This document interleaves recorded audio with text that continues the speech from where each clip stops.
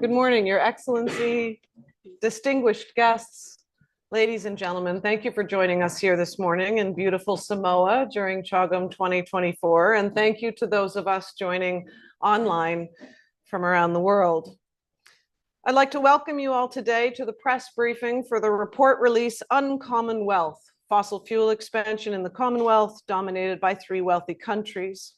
My name is Zipporah Berman. I am the founder and chair of the Fossil Fuel Non-Proliferation Treaty Initiative.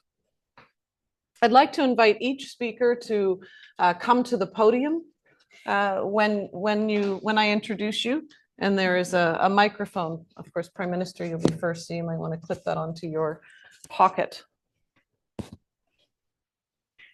We're very honored to have with us today His Excellency, the Honorable Prime Minister of Tuvalu, Felete Tau. Prior to serving as Prime Minister, His Excellency served as the Executive Director for the Western and Central Pacific Fisheries Commission in Pohnpei, Federated States of Micronesia, Interim Secretary General of the Pacific Islands Development Forum, Deputy Secretary General of the Pacific Islands Forum, as well as the Director General of the Pacific Islands Forum Fisheries Agency. Prior to his service to the Pacific region more broadly, he also served as the Crown Counsel and later Attorney General of Tuvalu. The Honorable Prime Minister holds a Master of Laws for the Australian National University in Canberra. Please join me in welcoming His Excellency.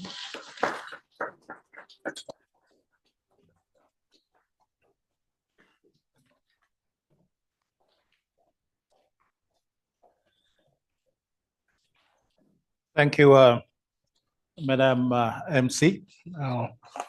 I'll give you a Tuvaluan name and call you Depola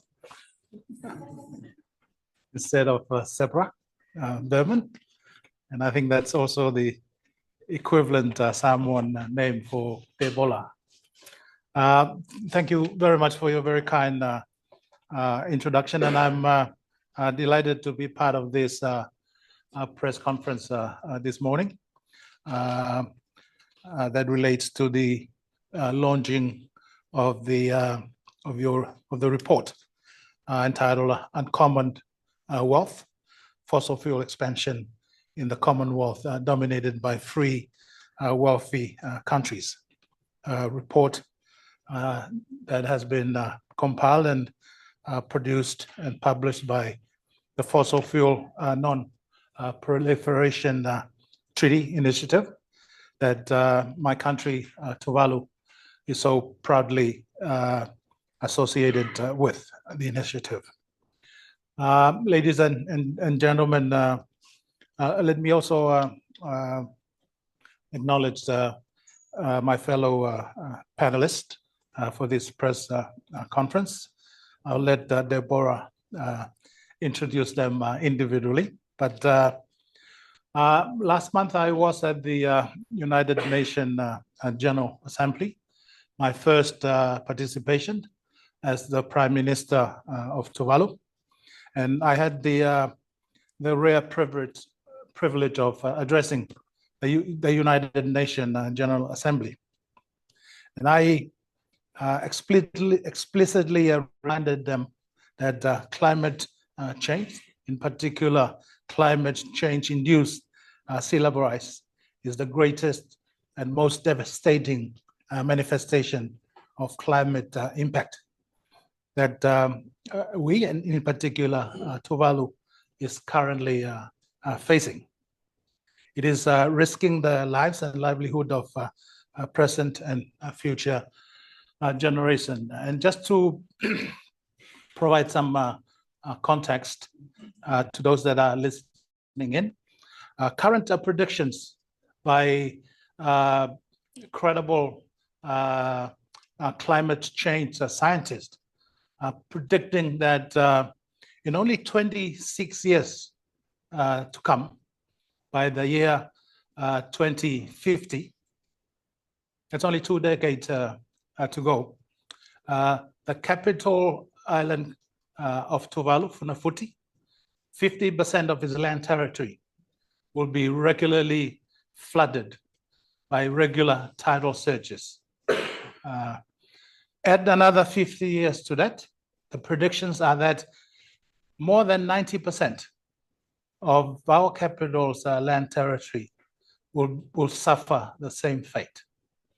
So sea level rise, in particular climate change induced sea level rise, is a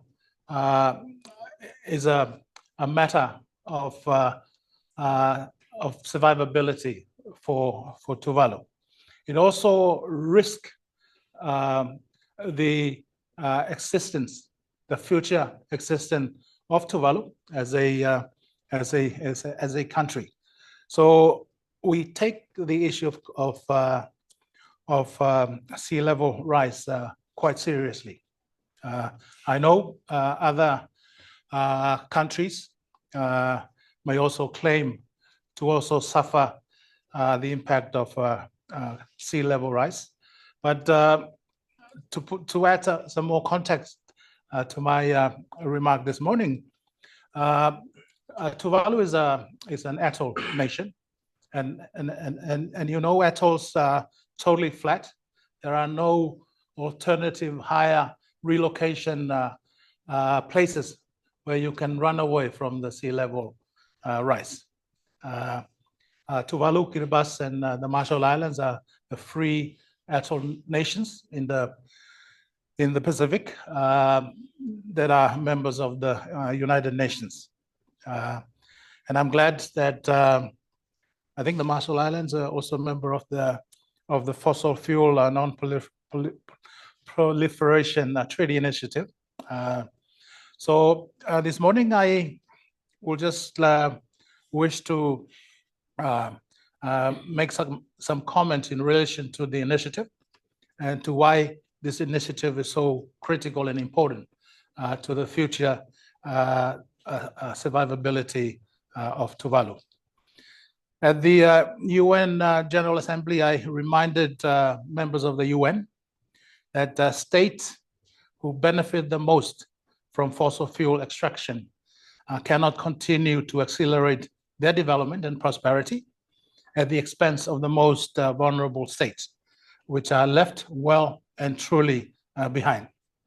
The report released today further underscore that very fact. Let me just check with my time allocation. Is there a time limit on it? You go ahead. Okay. I've been shut down at the UN for exceeding my time allocation, but thank you, Deborah. But despite this, Tuvalu and other vulnerable states are not only on the front lines of climate impact, we will continue leading at the forefront of climate action. We will not sit quietly and allow others to determine our fate. That is why Tuvalu and other nations are leading and supporting the development of a fossil fuel non-proliferation treaty and building international support on a binding treaty arrangement that will manage the phase out of fossil fuels and ensure a fast, fair, and financed just transition.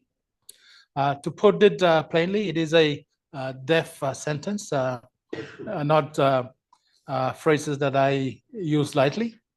For us, Tuvalu, if larger nations continue to increase their emission levels. We must confront this crisis collectively.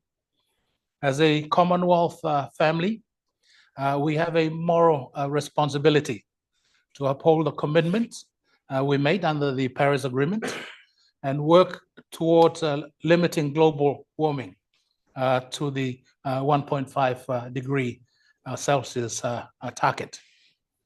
But if we are to achieve this, we must work collectively as a family. We cannot achieve this, as this report has shown. Our wealthier partners do not align their action with their stated commitment. The continued expansion of fossil fuels only fans the flames of the climate crisis, directly contradicting the value we share in our Commonwealth Charter.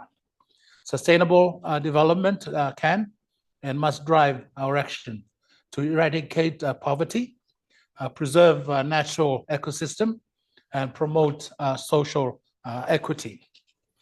This report released today also shows that while wealthier Commonwealth nations often have alternatives to fossil fuel revenues, small economies face significant economic vulnerability tied to these resources. The Commonwealth must champion multilateral cooperation, sustained commitment, and collective actions, especially for small states susceptible to the impact of climate change. We need tailored support that enable us to transition to renewable energy sources, empowering us to build resilience against inevitable climate challenges. So let us also take a lesson from our peers in the Caribbean small island developing states, who, although they have set bold targets to achieve 100% renewable energy by the year 2030, they remain trapped in a climate debt cycle, exacerbated by historical injustices and increasing vulnerability. High debt burdens limit our capacity to finance energy transition. That is why we must advocate for innovative financial instruments like debt for renewable swaps to accelerate the shift to clean energy. Accountability and leadership from wealthier nations is critical and vital. The latest reports illustrate that the wealthiest Commonwealth countries have historically benefited disproportionately from fossil fuel development. It is their duty, in my respectful view, to take the lead in financing a just and equitable global energy transition, increasing grant and providing non-debt creating financial flow. We must also be clear that the current trajectory of fossil fuel production for many of our wealthiest nations is inconsistent with our shared climate goal. If business continue as usual, the extraction plans of the nations mentioned in the report will generate emissions that exceed the limits established by science. But there is still a glimmer of hope, as 8 Commonwealth nations are spearheading the push for a global transition away from fossil fuels and to negotiate a fossil fuel non-proliferation treaty, with 14 nation states forming the bloc of countries pushing for this urgent proposal to become a reality. A fossil fuel treaty will be a global mechanism essential for managing a just transition away from coal, oil, and gas, supporting countries' shift towards renewable energy and building resilient economies. Global treaties have historically proven effective in addressing worldwide threats like nuclear weapons and landmines. The Fossil Fuel Non-Proliferation Treaty will provide a similar international framework to phase out the use of fossil fuels. This is a pivotal framework to address the disproportionate impacts of climate change on small island developing states and other vulnerable nations. So let us not allow physical interests to drown out the voices of those who will bear the harshest consequences of inaction. We must also recognize the significant financing gaps for renewable energy projects, particularly in regions like the Pacific and the Caribbean. Approximately $2 billion US dollars is needed to fund the transition to renewable sources. Yet a staggering amount of international climate finance come in the form of debt rather than grant, worsening unsustainable debt level. So this morning, if we truly are a Commonwealth family, as has been said quite often this week, then let us act as a family in a time of crisis. So I would like to take this opportunity of this press conference to call upon each of all the Commonwealth country to recognize the urgency of our situation and to commit to meaningful action. Together, we can forge a path towards a just energy transition that respects the rights, the dignity, and futures of all our citizens, regardless of where they live. Thank you. Thank you.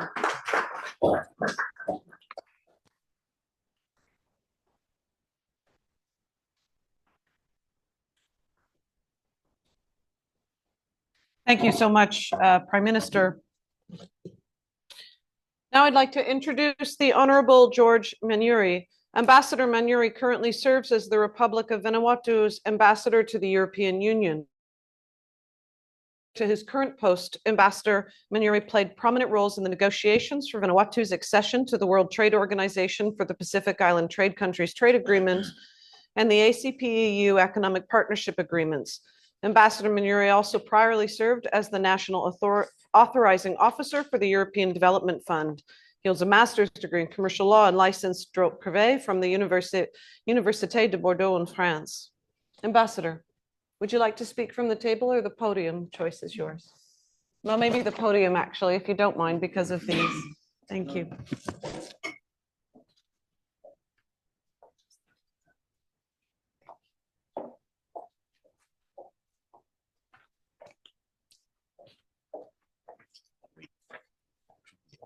That's perfect. Thank you very much, sir.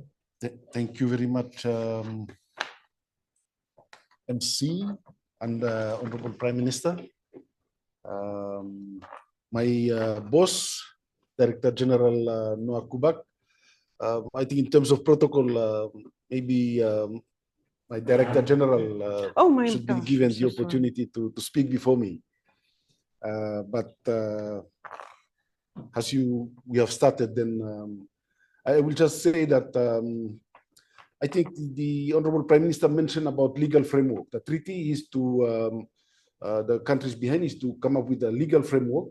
And you know, for small states, small countries, we don't have resources, we don't have the financial backings, we don't have armies, but as part of the international community, what we can hang on is the legal framework. As you rightly know, we are all members of the United Nations, and we have those legal framework that are in place, international conventions. So I believe that the initiative, I think, to establish a treaty for fossil fuel non-proliferation treaty, I believe it is I think Vanuatu is also part of it, and the right approach. As you know, we have all these other treaties, but that are not addressing the root causes, the real root cause of the what we are suffering from. That is, and what is a major contributor to this greenhouse gas is fossil fuel. And we are talking about, I think, addressing energy transition, innovative energy sources, but it is, I think, we are missing the other part, and that is addressing the root cause of the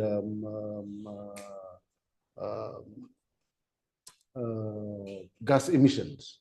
So it is our view that by coming up with a legal framework, it will better address the issue that we are suffering from. As you know, Vanuatu and other countries have also spearheaded some other initiative, and that is to one of them is to get the International Court of Justice to provide an opinion, a legal opinion on the current treaties, the obligations of state and the current treaties with regard to climate change. So it is only a part of it.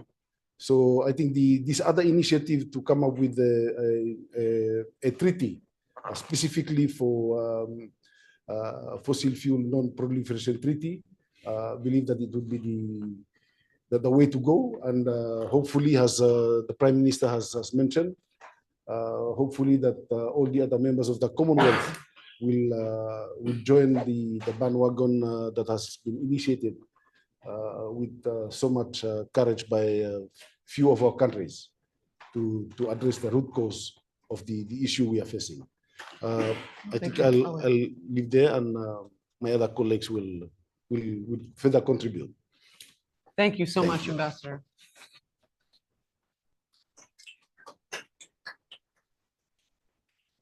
My apologies, Director General.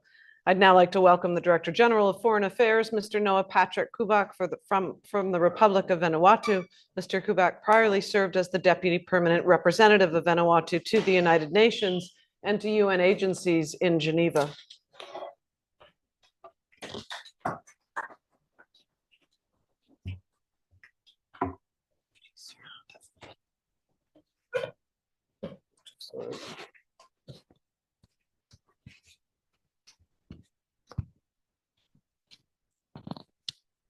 Hold it. Sure. Okay. Honorable Prime Minister, all the protocol observed. I just wanted to maybe highlight some elements that took us where we are now. I think the Port Vila call for just transition to a fossil fuel-free Pacific. I think that's where the history of this initiative is now where we are. And then we have the Melanesian Spearhead Group communicate that the leaders of Melanesia have actually endorsed in August 2023 that call that we need to start discussing how we transitions on our energy consumption. And then the leaders of the forum that was in also, let me just call back that communique, I think paragraph 14 of the leaders communique that says leaders aspire to a just and equitable transitions to a fossil fuel-free Pacific, and also acknowledge the pathway is not immediate, nor it is one size fits all. And I think that's an area that we can actually walk through. It's going to be a long process, but as Prime Minister as well as Ambassador have alluded to, is that we need to have these discussions going and bring the Commonwealth families and also other partners on the table so that we can discuss it. It's not going to be an easy process. I mean, take the example of the ICG advisory opinion. No, we have to build the consensus. We have to bring on board those who still think that, no, this is radical ideas from the small state, but we should not remain as a small state and always be saying that we are victim, but we can do it. We can do some changes. And that's where we're actually looking at ICJ opinion. And then there is also another discussions on ecocide. And ecocide, I recall, because I was the first person back in 2015 going in the International Criminal Court and putting that language across the General Assembly of the ICC, International Criminal Court in The Hague. And to see this also coming up, it's an area where we can actually say we have to build that consensus. And I think one of the issues as well is that we have to own it, because we cannot just like making noise and then others are coming to take credit of it. So that's why I think it's important for us to work together, bring all the voices together and all stakeholders. It's not only as a government level officials or parliamentarians, legal people, but the communities, whether they are also into this fight with us, and businesses. Because if we don't involve the businesses, they will always say, oh, they can go and back, but they will not bite, right? So I think that's something that really we bring all the stakeholders around the table and discuss this issue. It can bring us far. So, I mean, as a proverb says that, if you want to go far, go together. So I think that's something that, I just wanted to, just share this morning under the leadership of Prime Minister of Tuvalu, but also the rest of the Pacific leaders, that we can make a difference. And also using all these international forums. I mean, we are now in the Commonwealth, but also there is an upcoming one, COP29, that is happening in Baku. How can we actually also use a platform to continue this advocacy? Because, awareness building, advocacy, it's the most important thing, so that we are not be seen as, oh, we are activists, but we are mind changing type of people, that we want to make sure that everyone is on board with us. And that, yes, it's gonna take time, it won't be easy, but I think the most important thing is that this communication, sharing information is so important to me. And the Prime Minister knows, he used to be a Deputy Secretary General at the Foreign Secretariat. I served there 5 years, so I just started my job 2 months now in the government of Vanuatu. But I mean, for me, the power of communication and sharing of information is the key to success of what we want to achieve. So I think with that, I leave it there. But I may have to excuse myself. I'm moderating a sessions on cover that is starting in the next 1 minute. So if I may ask the Honourable Prime Minister to excuse our delegation, so that we can run to this site event at the site of Apia. Thank you very much. Of course, we understand. Thank you, Director General, and we understand it is a busy week here in Samoa. But before you leave, just so you know, as you were speaking, we got confirmation on a prominent business leader who is now calling for support of the fossil fuel treaty. Today, Dr. Andrew Forrest is pleased to support the proposed fossil fuel non-proliferation treaty, an initiative spearheaded by the leadership of Pacific governments and other progressive states. And we welcome his endorsement. Dr. Andrew Forrest, the Australian billionaire, has sent a statement in support of your leadership.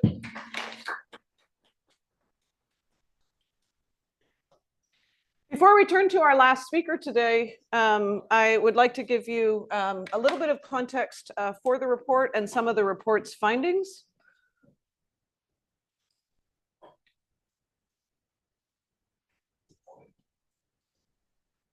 I'm going to have to, I don't think this is working, so I'm just going to have to ask you to move to the next slide, please.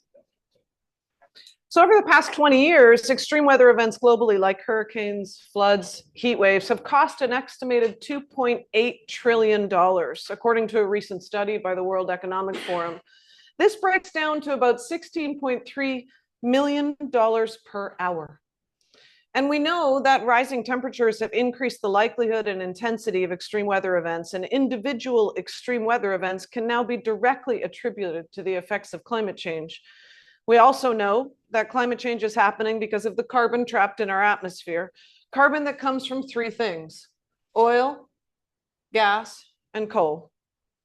Despite this knowledge, fossil fuel production is increasing. And in fact, the United Nations Environment Program Production Gap Report shows us that we're currently on track to produce 110% more oil, gas, and coal by 2030 than is consistent with limiting warming below 1.5 degrees. And in fact, that the world will need to decrease fossil fuel production at least 6% per year between 2020 and 2030. So today in our report on Commonwealth, we're releasing research that shows that across the Commonwealth, the United Kingdom, Australia, and Canada, dominate fossil fuel extraction and its associating emissions, accounting for 3.3 billion tons of CO2 equivalent out of the Commonwealth's total of 6.1 billion tons in 2023. Yet they account for only 6% of the Commonwealth population.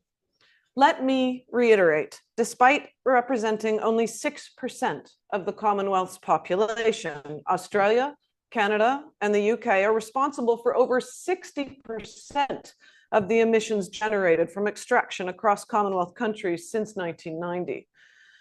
Australia, Canada, and the United Kingdom have dominated the Commonwealth's share of emissions in recent decades. Commonwealth countries, our research shows, have collectively emitted nearly 170 billion tons of emissions since the time of the Rio Summit, when the climate crisis was first acknowledged in an official context. Of that, countries in the lower and lower middle income brackets have been responsible for extracting under 30%, while the big three have emitted 91 billion tons, over half of the Commonwealth totals. This is despite the fact that the big three total a population of about 130 million people, about 15 times less than of the three other countries. The UK and two main settler colonies of its former empire, Australia and Canada, extract fossil fuels at a rate that's 20 times more intensive in terms of emission than the three most populous ex-territories. The UK, Canada, and Australia are on course to create emissions through fossil fuel extraction that exceed even those suggested by the IEA's business as usual scenario. A scenario that would lead us to a 4 to 6 degree world. Their emissions are some 6 billion tons greater by the end of 2030 than would be likely to occur under a net zero scenario. The big three look set to dominate extraction and emissions in the future. The bulk of future emissions from fossil fuel extraction, both consumption and in the supply chain, are slated to come from upper and upper middle income countries, regardless of which scenario you apply. Despite the big three accounting for over half of the new oil and gas extraction projects under development, they depend far less on economic activity generated than the other lower and middle income countries in the Commonwealth. Finally, I'd like to highlight some specifics from the report of the three countries. Australia. Despite rhetoric on climate leadership and Pacific solidarity, Australia's fossil fuel exports are second only to Russia, with significant plans to expand, including 3 recent coal mine approvals approved during New York Climate Week, and the largest pipeline of coal export projects in the world awaiting approval. Globally, coal production hit a record high in 2023, despite our commitments to the Paris Agreement. Australia has the largest pipeline of coal export projects in the world, making up 61% of proposed coal export projects globally.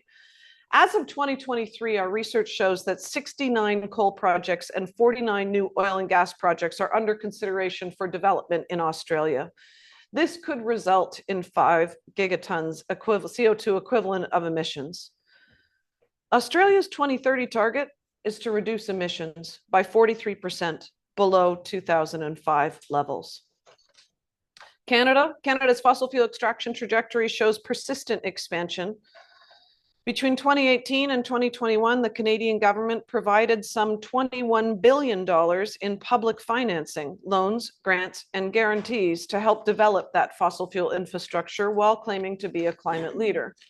Canada has significantly expanded oil production led by the development of the oil sands in Alberta, and Canada's gas extraction has tripled over the last 30 years. Finally, the UK. The UK's position at best can be considered ambiguous. While the UK has just shut down its last coal-fired plant, successive governments have continued with new licensing rounds in the North Sea, despite the Governmental Climate Change Commission stating that fossil fuel expansion is not in line with net zero. The incoming Labour government has also announced a flagship policy of £20 billion supporting carbon capture and storage. These plans for fossil fuel expansion are inconsistent with our shared goal of staying below 1.5 degrees. The science is very clear. If we're to meet the goals of the Paris Agreement, no new projects fit, and we must ensure absolute production and emissions decline now. The incoming Commonwealth Secretary General must champion the needs of the Commonwealth's majority low and middle income countries, which face insurmountable debt, exacerbated by colonial legacies and climate-induced losses. Without adequate financial support and debt alleviation from wealthier member states, these nations will struggle to fund resilience and a just energy transition. Perhaps these nations should start by redirecting the fossil fuel subsidies, the public taxpayer money that they're handing some of the wealthiest companies in the world, the oil and gas companies, and redirect them towards paying their climate debt and supporting lower and middle income countries. In summary, Australia, Canada, and the UK are quick to claim to be climate leaders, yet they refuse to curb their own fossil fuel expansion while leaving poorer nations to foot the bill for the climate crisis. Our Uncommon Wealth report shows that these three countries continue to expand production, despite the science and their own commitments to a safe climate and Paris goals. It's reckless and certainly unfair to other Commonwealth countries who are literally fighting for their lives due to sea level rise, lethal humidity, and the dramatic rise in violent storms.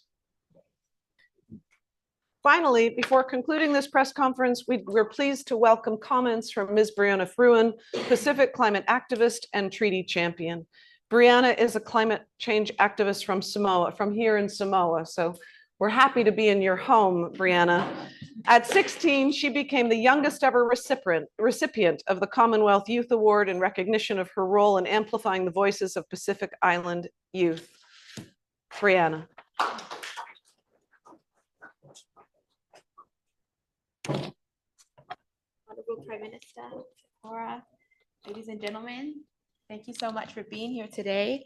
And to all those online, I'm sorry that you can't be in Samoa. It's a beautiful day here. It's very special for me to be standing here in my home. And I think everything that has been said, that needed to be said, has been said. And so I won't go any further on the comments from the Honorable Prime Minister, from Sephora, and from our representatives from Vanuatu. But what I can do is root everything that has been said in this island, right? The Commonwealth leaders are meeting in Samoa. One of the sayings we have in Samoa is "E seule manu ata ngai I le nganu," right? You may snare the pigeon, catch the pigeon, but watch the tide. It's a lesson in being able to deal with the present while having your eye on the future. And this is what this conversation is about. There's many things that the Commonwealth are dealing with in the present. We have economic challenges. We have education challenges, health challenges, the conversations from the People's Forum to the Business Forum, to the bilaterals, to the ministerials. We've been talking about the problems that we have in the Commonwealth, and it's of utmost importance. One of the big ones is around financing and aid. That is the pigeon. It's what we're facing now, what we must grapple with now. But the big incoming wave is the climate crisis.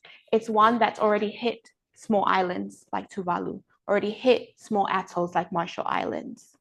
There's impending waves that are hitting Commonwealth nations, but yet other Commonwealth nations, as was said today, the 6% of the population that make up 60% of the emissions, they're pretending to be blind to these waves. So you cannot be in Samoa, an island impacted by climate change, and not see the wave and not see the current. We see the pigeon, but we also see the impending waves. And the Fossil Fuel Non-Proliferation Treaty, what has been spoken about here today, the stop and the halting of the expansion of the fossil fuel industry is what will save us from that wave. It's the kalingalu. Kalingalu is the seawall. It's what will hold the tides. It's some of our islands' last hope. We know there is no future for us in fossil fuels.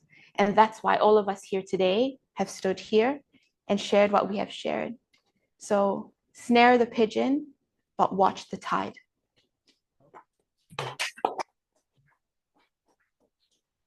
Thank you so much, Brianna. So incredibly well said. As usual, we have time. I think, Prime Minister, do you have time for a couple of questions? One or two? Is that okay? Yeah. We have time for a couple of questions. I'll take the floor first before going online. Please. Thanks very much. Prime Minister, my name is Stephen Judges. I'm a reporter at ABC News based in Canberra. Obviously, earlier this year, you ratified a landmark agreement with Australia, the Tuvalu Union, which embeds much closer migration and security ties with Australia.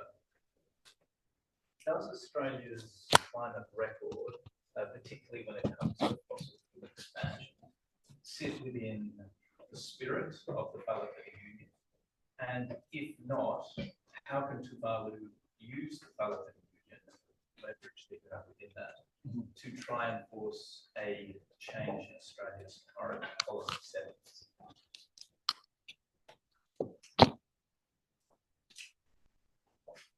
Well, thank you. Is it Stephen? Sorry, is that your name is Stephen? Yes. Okay. Well, thank you, Stephen, for that question. We did ratify a landmark treaty between Tuvalu and Australia only in August of this year at the margins of the Pacific Island Forum Leaders meeting. You mentioned two aspects of the treaty, but you left the third one, which is a climate cooperation. And under a climate cooperation scheme of the Tuvalu Treaty, it commits Australia to support Tuvalu's climate actions. It also, for the first time, commit Australia legally under the treaty, because the treaty is a legal instrument. It commit Australia legally to recognize the permanency of Tuvalu, a future statehood, and Tuvalu's maritime boundaries as demarcated conventions. So that's a big commitment. It also commit Australia to assist Tuvalu's adaptation program against the impact of climate change. So my view of that commitment is that Australia not only provides or has given a legal commitment, but is highly morally obliged to ensure that whatever action it does will not compromise the commitment that it has provided in terms of climate impact on Tuvalu. So on that platform, I'm hoping that we will be able to leverage Australia's support, and hopefully that will translate into reducing its emission levels. As you know, the current Australian government commit to net zero by 2050. Obviously, the activities and actions that are reported in the report that is being launched are obviously not consistent with the broader spirit of achieving that objective. And I hope that with our special treaty arrangement, we will be able to leverage and put pressure on Australia to align its activities in terms of fossil fuel coal mining and bring them into the spirit of the treaty. Thank you, Prime Minister. I think we have time for one more question, please. Good morning, Prime Minister. My name is James from Voices. I just want to like to ask about the 8 Commonwealth nations that are spearheading this push for fossil fuels. Which nations are, and how will you go about it? Tomorrow? Are you hopeful to convince more nations tomorrow to join this spearhead, this push? Yeah, let me just check so I don't miss anyone. The 8 Commonwealth it's the Solomon, Fiji, Antigua and Barbuda, Tuvalu, of course, Vanuatu, Samoa, Tonga, Nauru, and Niue. Those are but there are additional countries that are not members of the alliance. What I have been doing in all the opportunities that I have had publicly, I've sought to promote this initiative. Even in my statement to the UN General Assembly, I identified explicitly that the science is very clear. As Deborah? Zebra, yeah, or Debola in the the science is very clear. Emissions of carbon dioxide is the root cause, and the only way to deal with the root cause is to limit or lessen or even transition away from the use of fossil fuel. So, with the initiative secretariat led by Zebra, we are hoping to up our campaign and advocacy, and hopefully get us more members of the UN on board. Once that is achieved, then hopefully, and I hope it won't take decades for the UN to form consensus and issue and sanction an international conference to develop the treaty, just like the way it did with other treaty arrangement that I referred in relation to the landmines and nuclear. Prime Minister, we have one question online about the surprising announcement from Dr. Andrew Forrest in supporting Pacific Island nations in their call for a fossil fuel treaty. We're just wondering if you'd like to comment on that. Well, that's news to me, and any declaration, especially from prominent persons like Dr. Forrest, a welcome addition to our campaign to socialize and advocate for the concept of a fossil fuel non-proliferation treaty initiative. And the more support that we can get from prominent statesmen or persons of that stature are most welcome. So I thank Thank you, Dr. Prime Forrest. Minister.